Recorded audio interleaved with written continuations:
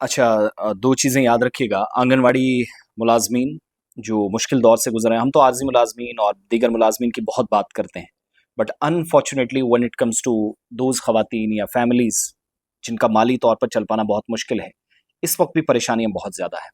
जब ये खवातीन प्रोटेस्ट कर रही हैं तो मैं देख रहा था कि पार्लियामेंट के अंदर, लोकसभा राज्यसभा में इन दिनों तो कोई बहस ही नहीं हो रही। पिछले सेशन में केरला से एक मेंबर पार्लियामेंट है, उन्होंने आवाज़ बुलंद की थी। ये खवातीन फिर सड़कों पर निकली हैं।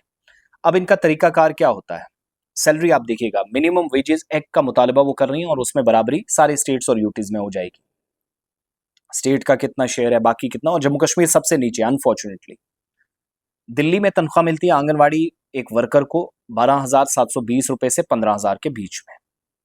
कम्युनिकेशन अलाउंसेस मिलते हैं, कोई सर्वे होता है उसका पैसा अलग से मिलता है। केरला के अंदर हर तरह का बोनस मिलता है। तनख्वाह है 11,000 से 15,000 रुपए। 2,000 रुपए स्टेट देती है जब कोई आप सर्वे, कोई किसी तरीके से प्रोग्राम वगैरह करते हैं।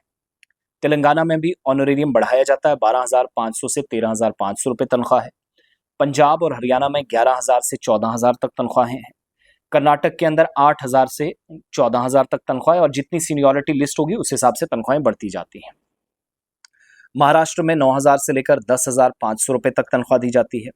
उत्तर प्रदेश में 7,700 से लेकर 10,000 रुपए तक तनख्वाह दी जाती है आंगनवाड़ी वर्कर्स को, और बिहार में 7,500 से 8500 तक।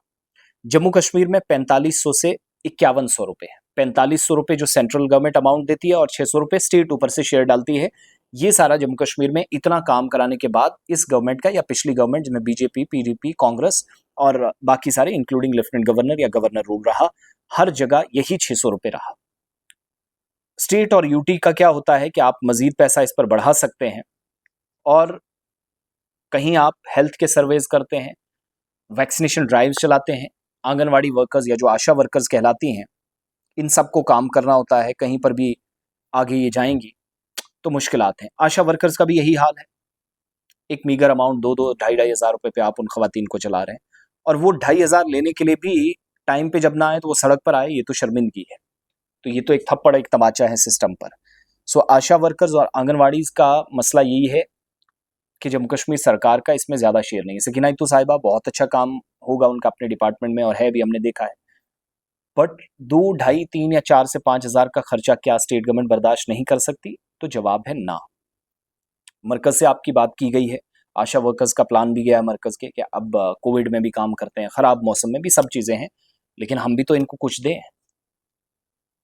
तो वहां से कोई पेशरफ्त अभी नहीं हुई है। हालत ये है कि डेली वेजेस, 2.5 दिन की सैलरी वाले मुलाजमीन, वो जो अस्पतालों में है वो अलग से, 7 महीने हो गए प्रोटेस्ट कर रहे हैं, डेली वेजेस अलग से हैं।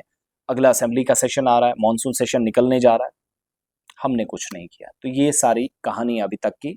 खवातीन भी डेली वेजेस की तरह सड़कों पर है, और कुक्स 900-900 रुपए पे आपके काम कर रहे हैं, पूरा दिन खाना खिलाते हैं।